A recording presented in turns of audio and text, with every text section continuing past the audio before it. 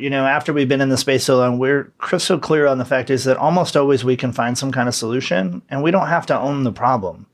And we really recognize that if there wasn't problems, there wouldn't be property management. Right. I mean, if the tenants were amazing all the time and could repair everything, the owner wouldn't hire us. So in a way, the more problems, for some people that creates more stress. For us, it just really solidifies more of what we do and our value. I don't throw darts at a board. I bet on sure things. Read Sun Tzu, The Art of War. Every battle is won before it's ever fought. Think about it.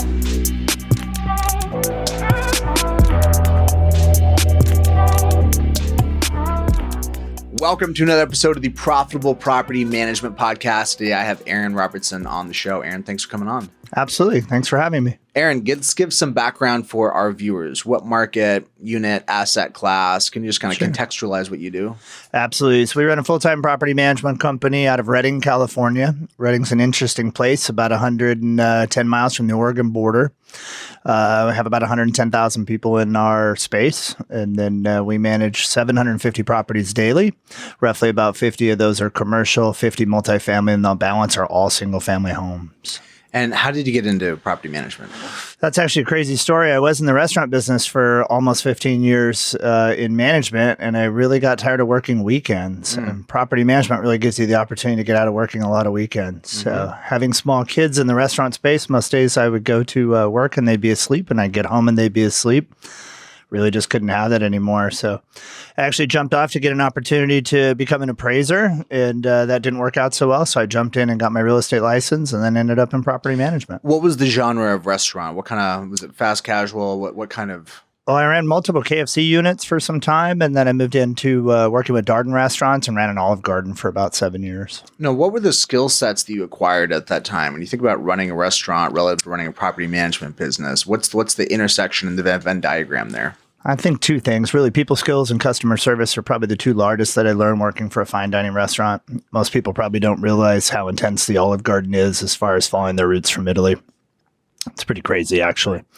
Tell me, I have no idea what you're talking about. Well, to give you an idea, a lot of restaurants bring in a lot of items that they don't make daily. And at the Olive Garden, when I ran it, this was 18 years ago, but when I ran it, we only had 2 items that were really shipped in. Otherwise, we made everything in-house. I mean, absolutely everything. The only things that weren't made in-house were the desserts because they were hyper complicated. But otherwise, we made all of the sauces. I think it was probably 31 sauces every morning, 6 soups. I mean, so it was pretty crazy. Was it pasta made on site? No, actually, that was trucked in. Dried pasta was trucked in, but all cooked on site, obviously. Yeah. So I think that's probably one of the things that really brought us into customer service was their passion as far as running that straight through to the customer. What about the logistical complexity? One of the things that I think is interesting about the hospitality environment is that there's such a high cadence of movement that it obviously requires forethought, moving parts. Property management, by contrast, it's high cadence. There's a lot of logistical challenges, but it's not about physical proximity as much. What were your kind of takeaways on the systems and the structures required in that environment to make it work well?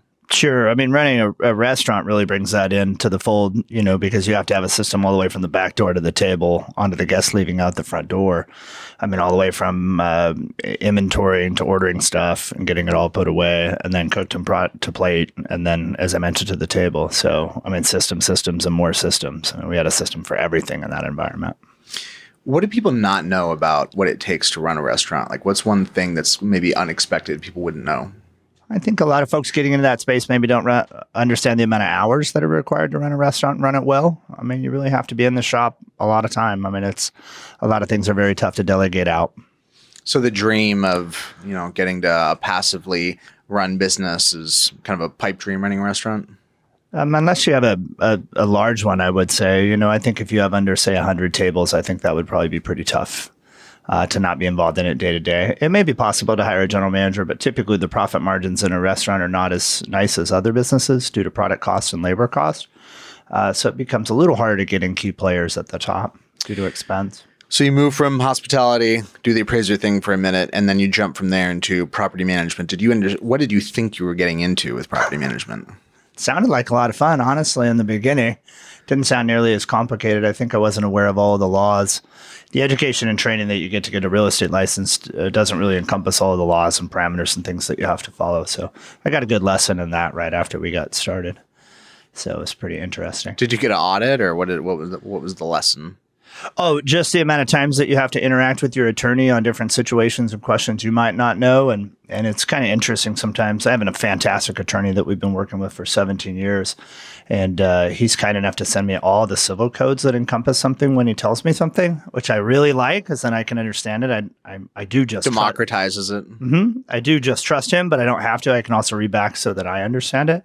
But sometimes we'll be discussing one issue, and there'll be 7 civil codes to cover in that, which then at that point kind of builds a flow chart of whether or not you're following along with this civil code and then next this one and so forth and so on. So it can get quite complicated.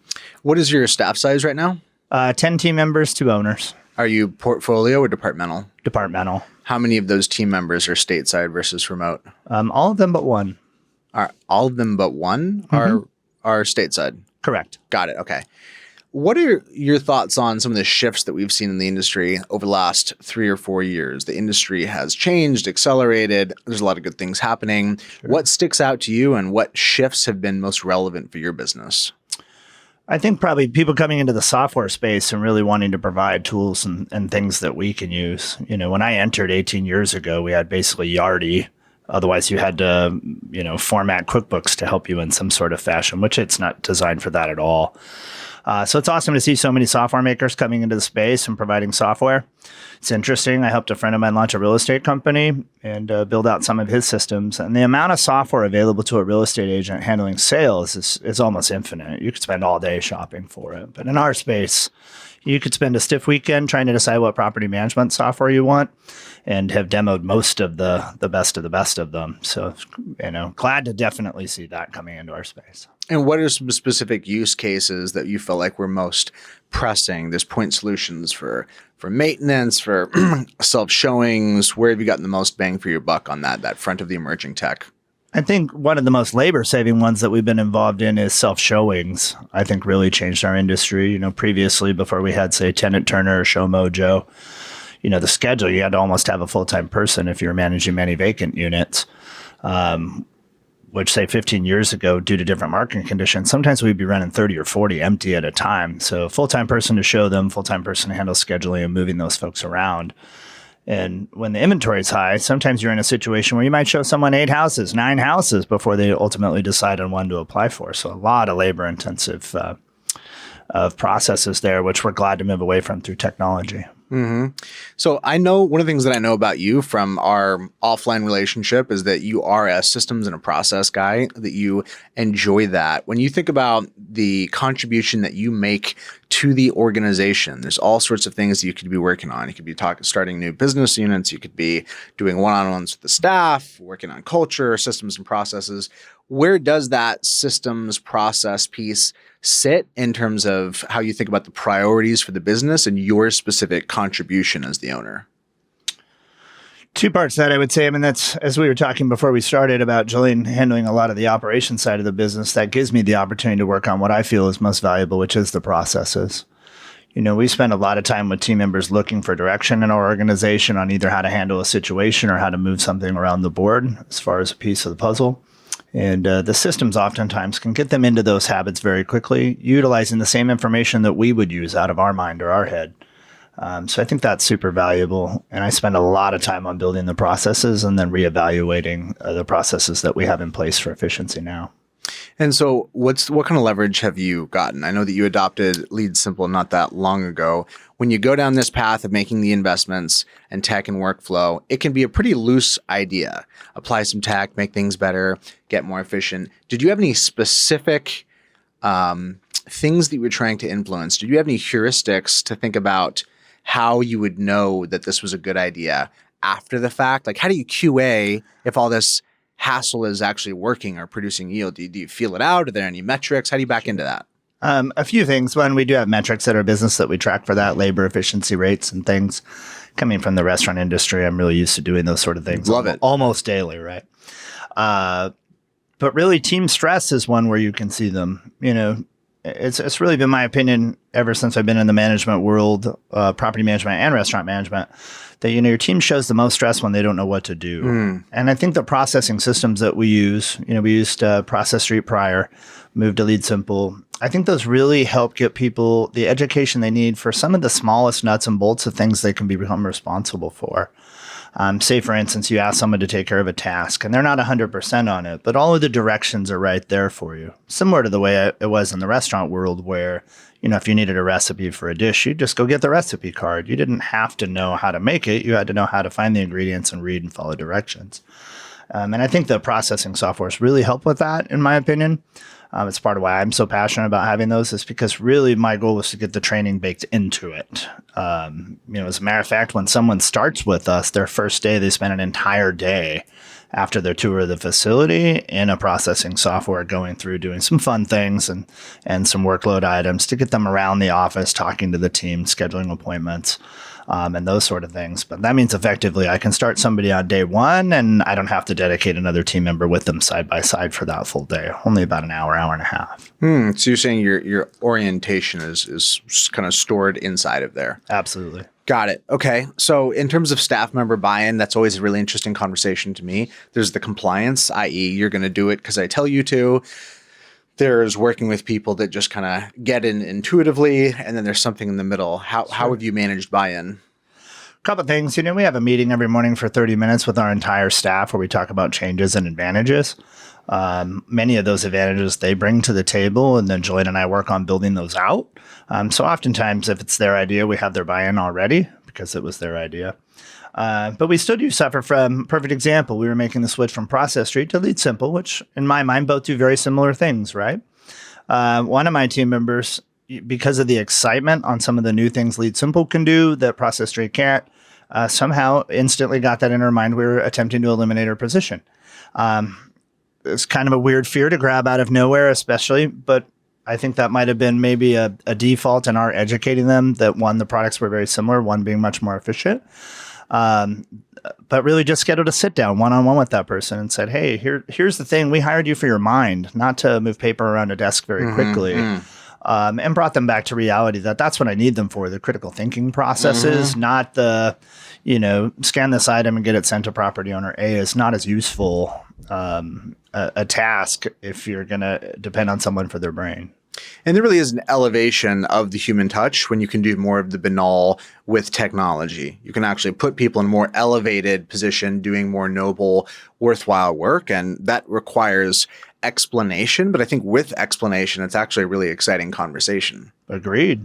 Absolutely agree. So when you think about where you're trying to take the business, there's always this tension of wanting to have stability, which really requires stasis. Don't change things, keep it the same. And then there's ambition, which is to constantly break the business over and over and over again. How do you balance the tension between the desire for stability versus the ambition for more growth, more scale, et cetera? Couple parts of that. That's been kind of interesting because honestly, we took a little break with COVID to see how things would shake out and change a little bit. So we haven't been as focused on the ambition side, really holding the business together in its whole. Mostly because in a community of our size, we've seen a lot of challenges with restaurants going under, a lot of businesses going out. So for the last year, we've been pretty mellow on it, but we're really back to that. Part of our process in handling that is something we call bulletproofing. So making sure that we have a backup system for every system in place. One of those being a second broker if something happened to Julian or I, so that way the business wouldn't start to go backwards. Someone else could run it in the short term. And having all the people in place that can run the business to do that. That's 99% done. The plan is to have that all done by March 1st, which we're right there.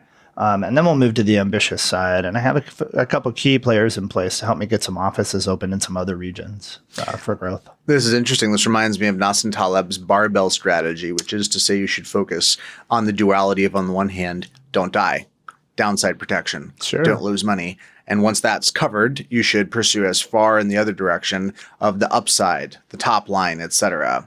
When you think about kind of balancing these two things, particularly on the risk management side, that's interesting. I don't hear people talking about bulletproofing in that way. How do you think about the value there? What are some other use cases of redundancies? So a couple of things. Let me share just briefly, real quick, why that's so important to me. I think Jillian and I feel a big sense of obligation to the team that helped us build the company. This particular company we started just 6 short years ago, and have built it up to have 10 team members plus ourselves, and managed quite a bit of inventory in the city that we live in. And so we feel an obligation to them. And we've seen in our career several companies who maybe the owner gets cancer or a debilitating disease. And unfortunately, a few weeks later, the accountant's just writing everybody checks saying we don't manage your property anymore, which seems rough to do to not only your team members you've hired, but secondly, all of the clients that are counting on you. So it's part of why we're very passionate about bulletproofing and keeping that in mind, is that obligation to our team who helped us get where we are, and our clients. So that's really important to us. And then coming from the restaurant industry, it's really apparent to us. If you can't get the client in the door, obviously nothing will happen after. You can't go any farther. And I think that's absolutely true to our business. I mean, one of the things we spend an incredibly large amount of time on in our company is valuing the tenants. We see, even yesterday at a conference that we're attending this week, we were listening to some folks kind of talking downward about all tenants, which I think is rough. It's not a good look. I don't think so. And in a business model, when you look at the folks who have all the money and everybody'd like to get a slice of that, I think you should be most respectful to those folks. Now, granted, they don't always get what they want, of course, right? Sometimes you have to push back or tell them no, or collect the rent in our space. But at the same time, I don't think there's any reason to mistreat those folks. And that gets our team a lot of buy-in on what we do as far as purpose. So, acknowledging the humanity of the tenants. You feel interesting. Well, any examples that come to mind of how that plays out? A couple things. One, we actually have 2 receptionists up front in our lobby, even though that costs quite a bit of extra money to substantiate. But we have a lot of clients, especially elderly folks, that want to come in and pay their rent. Oh, wow. I think they come in and pay their rent, but really their goal is to tell us about their latest fishing story. And we're glad to do that. I'm glad to donate some of our profits backwards to our community to do this. But it really gives our team the buy-in that our clients are so important, not only the property owners, but the tenants as well. This is really interesting here. We're at the intersection of what is bottom line profitable versus what is the kind of business that you want to run, and it's your business, so you have permission to do that. Contextualize this for me. How many people in this city in which you manage? About 110,000. All right, so it has more of a kind of a smaller, intimate feel to it. 110,000. Interesting. Okay. So do you feel like maybe the vibe here and the way you relate to it is a bit different than if you were managing the same number of units in downtown LA? I don't know that I would, because I believe most businesses that are successful are built on relationships. And to be honest with you, you never know when a relationship will come back and produce results for you. I mean, I've had times where I've rented a small 2-bedroom apartment to somebody and they were so thrilled with the service that they got that a year later, their uncle is bringing 12 units to my inventory because they won't stop talking about us. So we're spending a lot of time on that. Like, as I mentioned, you just really never know when something will come back to you tenfold through that process. And I think that we'd want to keep that as important to us. Aaron, what is one of the low points for you in the business? In this 6-year arc, what's been a really low point running Authority PM? Probably right after COVID opened, right after we got into play for COVID. Through our county, we had to do some things like closing our office, greeting our clients and customers at the door, not allowing them into the building. It just seemed like a really odd way to operate, with our focus being on relationships and not always profit. So that was really tough. And it was really tough on my team to move away from that space, because they're typically very interactive. A good example of that would be, as we see often in conversations when we're talking with other property managers, that they lean on technology so heavily. And so if I hire someone from another outfit, I come in and one of the first things that I realize is all they want to do is text every client. Like, we're not going to ever talk to a client with these folks. They're just going to text every time about everything. And my team's trained exactly backwards, because we believe that you can get about 90% of the stuff done in a conversation in about 2 minutes. But if you're texting back and forth with somebody, sometimes those can get, maybe hours, right? Which means you're not being very efficient, and you're shifting your focus backward and forward from one project to the next. So I'd say that was probably one of really the toughest things, is when we had to close our office and really lean on those technologies aside from the phone. Because it seemed so inefficient, and my team was constantly just changing directions from here to there. You're working on Johnny's house through text, and a text comes in on Jim's house, and now you're off working on his for 60 seconds. You still have to return back to what you were doing, it seemed like our efficiency rate went down pretty hard. It just didn't care for it. Yeah, obviously that was a time of anxiety all around. What's going to happen? I mean, frankly, it felt apocalyptic in the business. I'd say there was probably a 3 to 6 month window where everybody was holding their breath and wondering if this was going to be it and everything was going to get flushed. Gratefully, that didn't happen, and the impact ended up being, I'm not going to say a nothing burger for property managers. It was devastating to a lot of small businesses.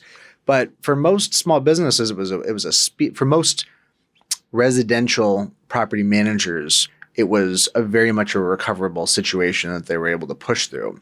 Now, you mentioned being people first, the relational side of things. Let's counterbalance that, talking about finance, talking about profit. What I find in my personal experience is that the stewardship to understand your numbers and understand the finance piece allows you to be generous. It allows you to take care of people, as opposed to the raw, generous spirit that just ignores the finances. Screw it, I just want to help people. In my mind, that's actually a less generous spirit, because you're not doing the stewardship work necessary to know much how you can help and still be strong as an organization. What are the numbers you pay attention to? What has been your journey as a small business owner in understanding the accounting and finance aspect of your business? Sure. So I'd say a couple things. One is, really paying attention to labor efficiency, since we have so many in-house people, is really important to us. Pay attention to that weekly. We pay all of our folks weekly for payroll, so it's easy to monitor in that aspect as far as money in, money out. You pay payroll weekly. Yeah. Why? That's interesting. That's novel. Oh, it's honestly just really easier for the team. So my accountant doesn't charge me any extra to handle it that way, and the team always has money coming in. It seems more comfortable for them. So interesting. So we handle that way. So that being said, though, really paying attention to the labor efficiencies numbers are really important for us. But something that I put before that, though, is I often see property management companies coming into the space and offering the lowest possible rates they can, which then turns around and means they have the lowest labor or the highest labor efficiency because they don't have anyone to work. And then they can't deliver on their promise. So I would share with you some of my numbers. I don't have to watch as much as maybe some folks do, only because we built it right from the gate as far as what we needed to have for profit efficiency based on our rates. And if somebody comes in and they don't want to pay our rates, it's pretty unlikely that we'll do any sort of negotiation at that point, because we can't deliver on our brand promise if we do.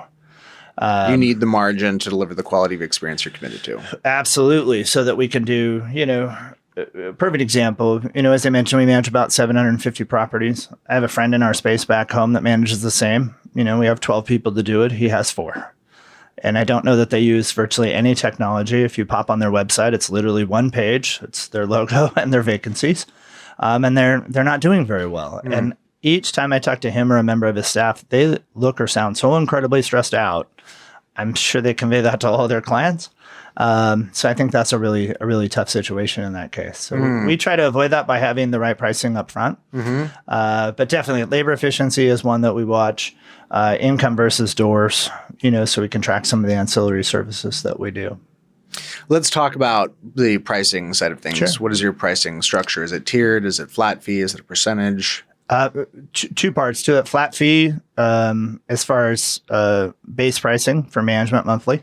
And then we have some tiers for power investors who pay a little bit more across their entire portfolio if they want investment advice as we hum along. But then we also have some triggered things that come along throughout the management of a property, like leasing renewals and such. Are you feeling any sensitivity in a flat fee paradigm with inflation being what it is at present? We haven't yet, but I think in my community, inflation rolls a little late, only because I think it affects the bigger cities, which is where a lot of the money that we have come into our county comes from. So I think it's definitely on its way, but we haven't seen it yet. And is that something that has it given you any pause or reflection to potentially rethink? How did you get to flat fee in the first place? Percentage has been the kind of historic baseline. Flat fee is, I wouldn't say novel, but it's less common. And forgive me, I might have actually stated that. I meant flat percentages. Got it. Okay. Yeah, not an absolute number. Correct. But we do have flat fees for leasing fees. Sure. Yeah. So okay, got it. So you'll ride with inflation as rents go up, et cetera. Absolutely. Got it. Okay. So what's getting you excited in the business right now? What's something that you're really kind of stoked about? Two things. One, especially here in the state of California, California is making it exuberantly complicated for anyone to manage rentals themselves. And although that's not great for us in complexity, that is fantastic for us. And the fact is that self-managed owners will probably move away from that shortly. I mean, honestly, it's kind of the dirty secret of the industry. Sure. As a free market guy, as a libertarian guy, it's kind of morally offensive, frankly, all of the regulation and the hassle and the overhead. From a raw business perspective, you can't deny that the complexity only makes the case for third-party property management. Sure. When people have this awareness of like, I don't want to blow my foot off. I don't want to do something that's going to get me in legal hot water. Of course. Yeah. And I think that's just great for us because that really helps us sell ourselves in a way. Mm-hmm. And I think it really adds value to what we do. I think in a lot of cases previously, the legislative body wasn't really intent on making sure that there was a lot of media surrounding the complexity. And I think oftentimes maybe folks thought we had less of a job than we do. So each time we get to explain somebody rent control, oh my gosh, you really are worth your money, which, means they'll hang around for a really long time, which is great for us. Yeah, love it. What was the other thing you mentioned is exciting you right now? Well, we had talked about earlier about software companies entering the space and being important for us to have new technology and things that are improving them better. Legislative's really super helpful thing. One other thing that I think is really exciting is the amount of people that got into real estate that maybe would like to move into property management seems to be a new thing, especially as our market and our area is starting to take a bit of a turnaround. I think it's neat that people want to cross over into that space because that'd be a huge pool of folks for us to hire from. So I'm super excited about that because when the market's trending up on the sales side, that's not a thing. Everybody probably wants to get out of property management and go, sell houses. Because in some cases, that's probably a little easier as it's very similar to what we do, right? You have to get a listing. Well, we have to sign up a home to our commercial building to rent. You have to market advertise. Same thing we do, market advertise, and then ultimately find a tenant, right? Or a purchaser. So I'm definitely excited to see people coming backwards instead of leaving our organizations. For those of us that have staff in-house, I think that's a pretty fantastic trend. What are some things you've tried and failed at?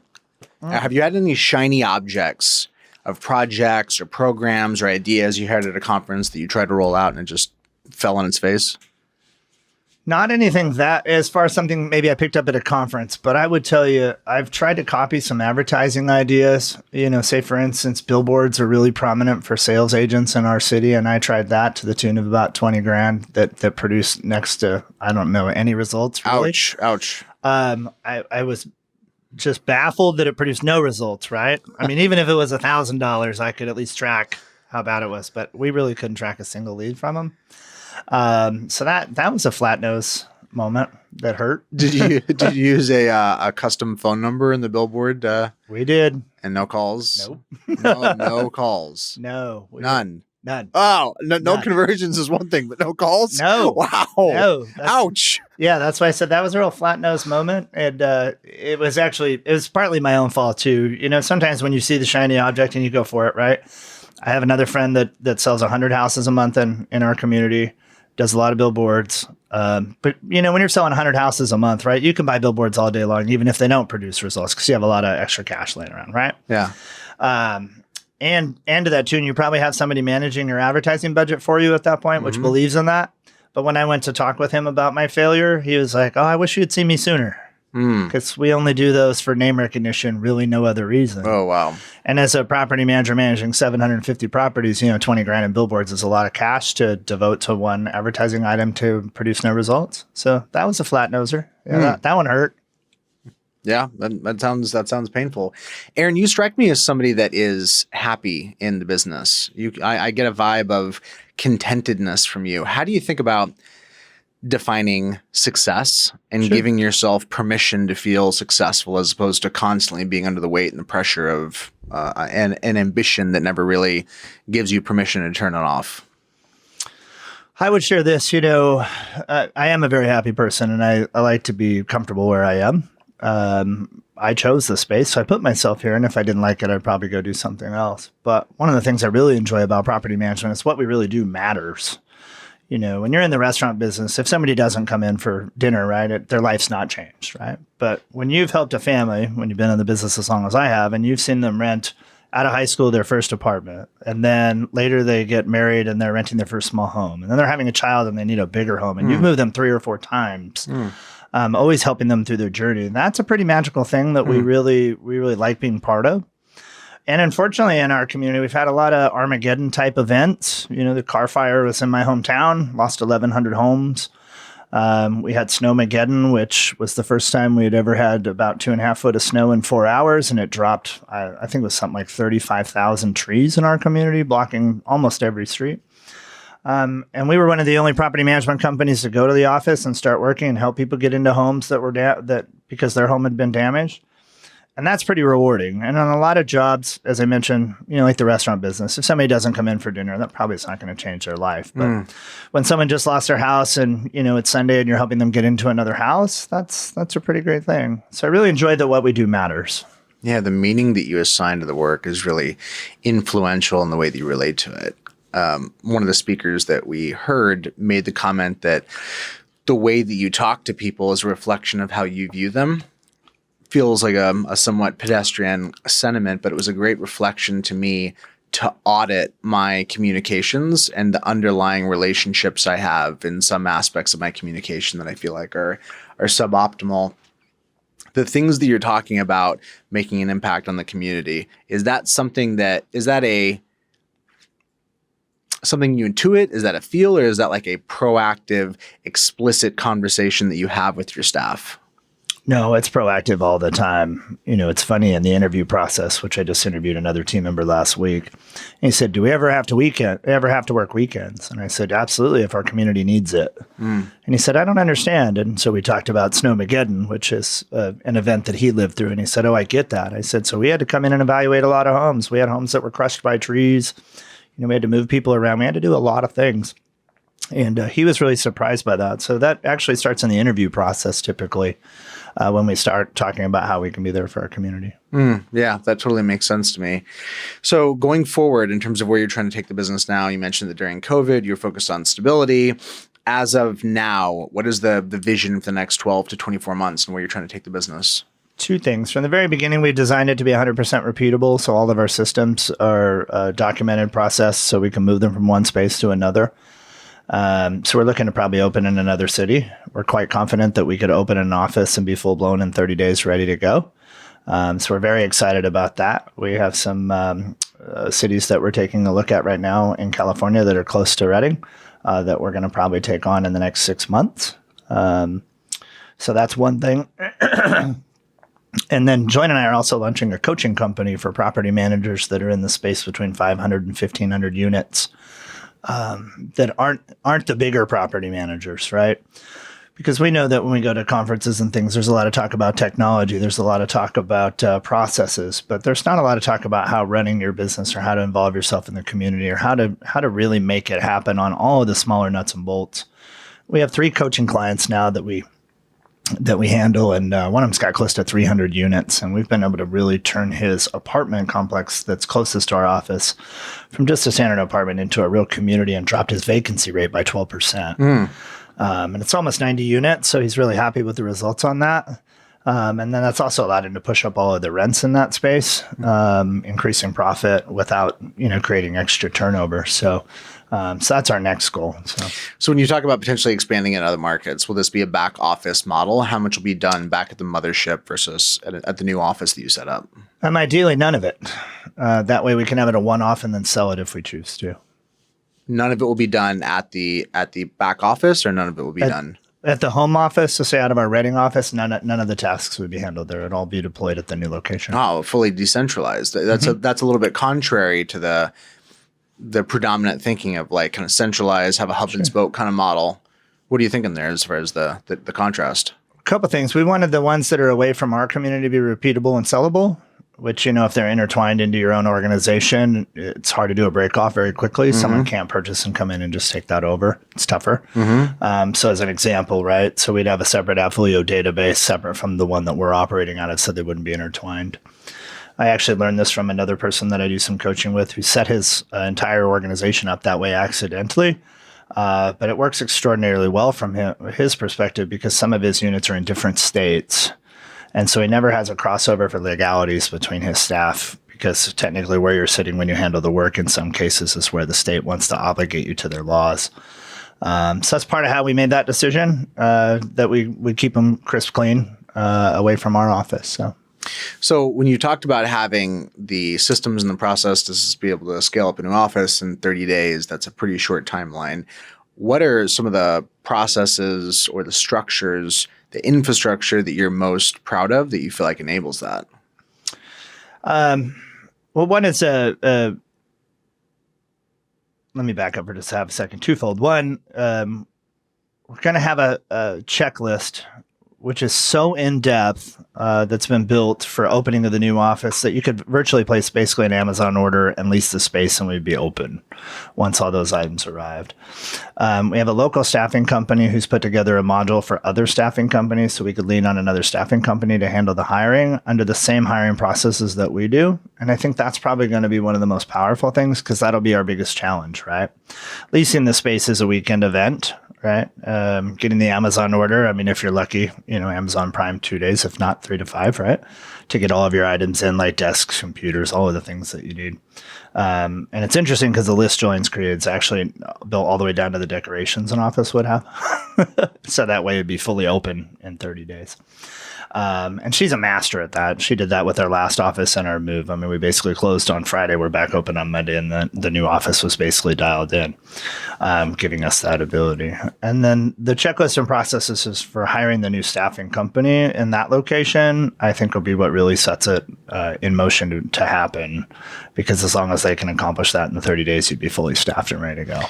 What about day-to-day ops? Are there any aspects of your operational processes that you think are meaningfully different than how other people or your competitors run their businesses? I would say absolutely. One is our staffing levels that we choose to have, I think, set us apart from our competitors. We talked about the competitor that I have that manages the same amount of properties that we do and has, a quarter of the staff that we do. So I think that's one of them. And then I also have, be it that we're set up departmental, I have a person in place for everything. So we have an application person who processes all of the applications for the company, and move in and move out coordinators. Those positions are separated. So we really have people that are specific and their talents are specific to the position that they hold. And I think that really sets us apart. Oftentimes when I'm dealing with competition or other competitors, I typically see that someone's been put into a place where they really shouldn't be. Now you're mentioning, you came back to this again, like the competitor that has a quarter of the staff members. That would not, a lot of folks are hearing that and thinking, what's this guy doing? This is waste, et cetera. And you mentioned you only have one person that's remote. Mm-hmm. How do you defend this? I know this is going to give some folks some indigestion, some heartburn hearing this. I'm going to go back to we really set our pricing right from the beginning, right? So, and we have to defend that when we're signing up clients. That's a pretty regular thing. They say it's pretty clear you're expensive. Why is that? We have to defend that by what we offer and how we're able to be nimble in their needs and handle them in an appropriate amount of time. In property management, forgive me, I'm sure I'm telling you some things you already know, but every time you delay a decision, either the situation changes or it costs more. Mm-hmm. You really can't table a decision very long, sometimes minutes, right? And not having the staff to address those sort of things, I think really creates a lot of the challenges. And when you build your pricing to match the staffing levels that you want to have so you can take care of your clients, I think that's a win-win. I see so many companies that are trying to build it backwards, where they're trying to get the job done and then figure out how to pinch absolutely every penny they can out afterwards and not reinvesting in the labor side of it. Mm-hmm. Probably coming from the restaurant business, I know that to be a little different, right? You have a certain amount of labor threshold you have to do certain things. Mm-hmm.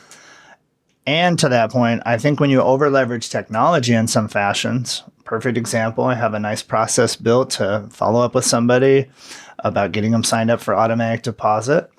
And this might be a good tip for everybody that watch your systems, because I had Lead Simple set up to follow up on that. And I had it set up to send out an electronic document. And I miss the fact that the document provider has a 3 follow-up system. So in a very short amount of time, about 26 hours, they got 4 emails about signing up for direct deposit, and they were none too happy at that point. As where if I had had a team member pick up the phone and make that 2-minute call, like, hey, we're moving away from cutting checks out of our office. It'll all be a bill pay system from the bank. We'd love to get you signed up for automatic deposit. That might have been differently. Mm-hmm. So now when I get back, I have to have some sort of a follow-up with that client because we rubbed them the wrong way. And I like leveraging technology, but sometimes it doesn't always go there, our way. So I love labor efficiency, but I see some of it as a necessary evil, right? And sometimes you just have to spend the money to get the job done the way I want it done, and in a relationship building fashion. All right. So what are these 10 roles? What are these 10 seats?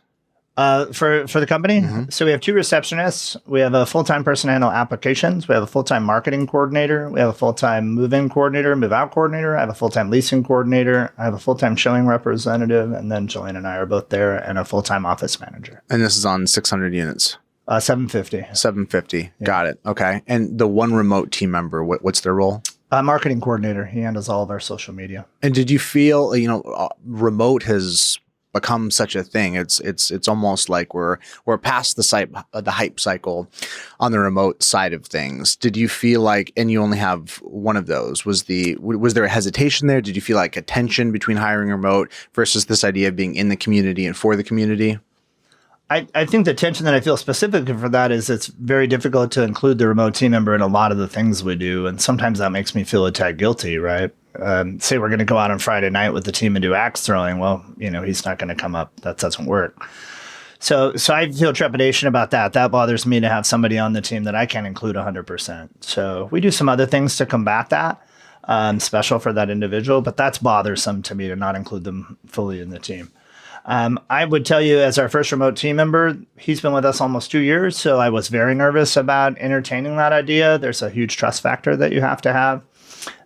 We picked him up through a company that helps hire remote team members, and we had a great experience. I've heard of other folks having experiences that didn't go so well, but you also have that with your in-house staff. So I try to be pretty real on the fact is that just because that might be difficult there doesn't mean it wouldn't be difficult right in my lobby, right? I mean, we still have to go through interviewing processes. You still have team members that come and go. You might interview somebody and find out that they're not the right person for the job during the interview. That can all happen with a remote team member. But I do enjoy some of the advantages that I believe. One is, since they're outside of the office, they're sort of drama free. So if we're having some sort of an event in our office, it doesn't affect their workload. Which I kind of enjoy, because in property management, and we've seen this for 18 years, but there's always you get off the phone with the tough situation and that team member's wandering around telling everybody else about their tough situation, and labor efficiency is just sliding down quickly. But I think remote team members, I think they're a great asset to our industry. I really do. And I wouldn't be afraid to hire more. So. Yeah, it's definitely been a game changer across the industry as a whole. It's something that we've embraced, and I take joy in being able to work with talented people across the world, where there's a great exchange of me feeling like I'm really able to pay a great wage, sure, and they feel like that, but it still is incredibly efficient for me. So it feels like a win-win from that perspective. That's definitely been a huge win and significant takeaway for me. When I think about what you've articulated thus far and the lifestyle that you're able to have running this business, one of the things that I wonder about is workload. How many hours do you think you and your wife are working per week in the business? I think effectively we're probably pushing about 40 or so each. 40 or so each. Okay. And stress levels, what's the vibe? What's it feel like for you right now? I think honestly, after being in it for 18 years, there's so much less stress for her and I, right? Because we've seen mostly everything you can see nearest we can tell. Now, I'm sure I'm going to get a call as soon as I leave this spot that something crazy is happening, and it won't be something I've seen. But for the most part, after we've been in the space so long, we're crystal clear on the fact is that almost always we can find some kind of solution, and we don't have to own the problem. And we really recognize that if there wasn't problems, there wouldn't be property management. Right. I mean, if the tenants were amazing all the time and could repair everything, the owner wouldn't hire us. So in a way, the more problems, for some people that creates more stress. For us, it just really solidifies more of what we do and our value. So I don't get a lot of stress for that. Really, when I stress is when Jillian and I get pulled out of our roles. Say a team member's out for a few weeks with COVID or something, and we have to step out of our role and we don't have that quite covered. Because then we know that our business isn't quite bulletproof. If we have to keep jumping into it, that causes us some stress because we feel like we're missing the target goal for this year. What's one piece of advice that you wish you had heard early on in your career? I would say don't lose sight. If you're a property manager and you're building the company, don't lose sight of your personal health.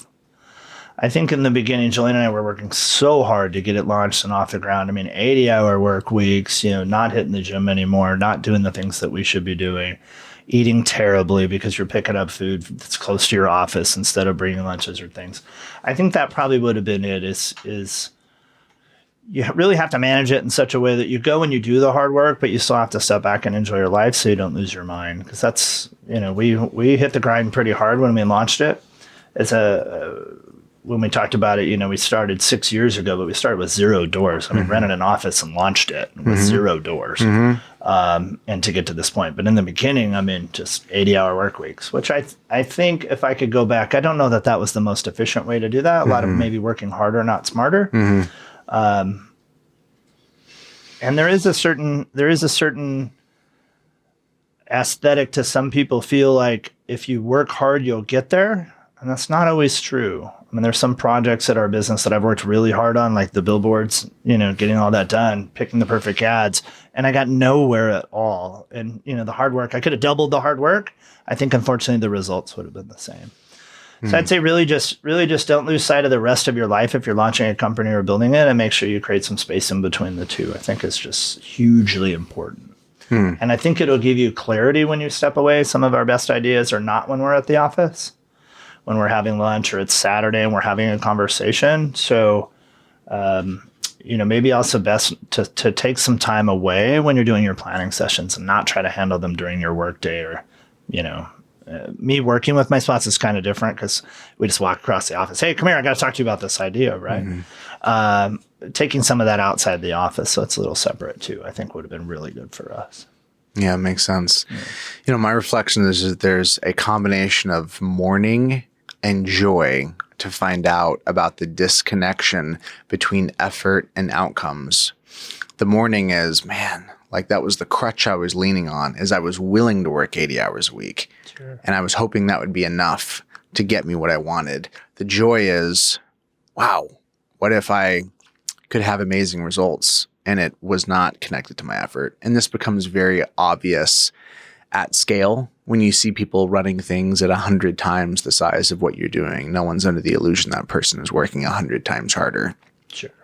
But it can be a safety blanket, working hard, jumping in, just feeling like if I grip, it's like this low level kind of control that feels good in the moment, but it's not sustainable in the end. True. What's one cause that you believe in and is important to you? I think 2 things. I'm very passionate about Rotary. I spend a lot of time with my Rotary Club every week. So I'm really passionate about that. We do some really great things like helping to cure polio. I think we're at 96% across the world right now. So I'm very passionate about that opportunity. I don't know anything about Rotary, to be honest. I've heard Would you of like it. to come? If I'm in the area, yes, sign me up. What's the 30-second spiel on Rotary? Rotary is really a self-service club that's all over the entire planet. Just our community alone has 6 different clubs that meet. In a 100,000 person city? Yeah, one of the clubs has 150 members. Our club's pushing, I think, about 95. There's 2 or 3 smaller clubs somewhere in the 40, 50 range. Wow. But it's absolutely huge. You might have seen the the Rotary wheel at different times. If you're at a park with the kids and, you see the big mechanical rotary brass wheel, that means that the folks at Rotary either donated a hefty amount of labor to build that park or a lot of money too, usually one or the other. I think in our community, I think it's 12 different parks that we've helped put up or place, which is super neat. So I'm really passionate about that. It's pretty fantastic organization. And they do a lot of things on the national level, as I mentioned, curing polio. As a matter of fact, I have 2 friends that just spent some time in South Africa. They had some vacations away from work and spent their entire vacation down there doing inoculations for polio, which is pretty powerful. Is there a stated agenda? Like what organizes and binds the Rotary members together? 2 things. One, I think passion for friendship and changing the world is probably the biggest thing. But they have so many things they're involved in. The way Rotary is really built is some of the funds that you donate and are part of your membership go to the national level, some of the international level. A lot of them are actually invested and repurposed back to the club, the individual club, and the members get to choose how that money's spent in their community. So it's right now we probably have 3 different projects at our Rotary Club going on right now. So it's pretty powerful. And is there a code? Is there like a stated agenda for the organization, helping humanity? What specifically? Service above self. Service above self. It's a pretty broad mandate. Mm-hmm. Yeah, service above self. Great. That's awesome. Yeah. Thanks for the 30-second spiel, and thanks for coming on, brother. I've enjoyed hearing you reflect on the sustainable lifestyle that you seem to be really enjoying. the dichotomy that I experience with the flavor of entrepreneurship that I've embraced is that my ambition drives me, and it creates opportunity. It creates prestige, some status, and it also creates a low-level anxiety and compulsiveness that has to be managed. Sure. It's like the things that make you great are also heavy to bear at times. So talking to somebody that feels the comfort to embrace their lifestyle and to not have some guilt trip that you don't manage 6,000 units, and to enjoy the pace at which you work and to give yourself permission to view what you're doing as successful is refreshing. Thank you for sharing that. Thank you. Thanks for having me today. I really appreciate it. Appreciate you coming on, brother. Until next time. All right. Boom. Jordan here asking you, what do you got? What is a question you want to ask me? Can you stump me? Can you throw me something hard, perplexing, vexing, something you feel tied up in knots with? Throw it at me. I'll do my best to try and answer that question, to dissect it, to parse out the nuance, and maybe help you get a bit more clarity. I'm looking for questions as the basis for creating content, and you're looking for answers as the basis for clarity. And wouldn't it be perfect if those two things matched up? Drop a comment, send me an email, jordan@leadsimple.com. Let's stay in the conversation. Peace.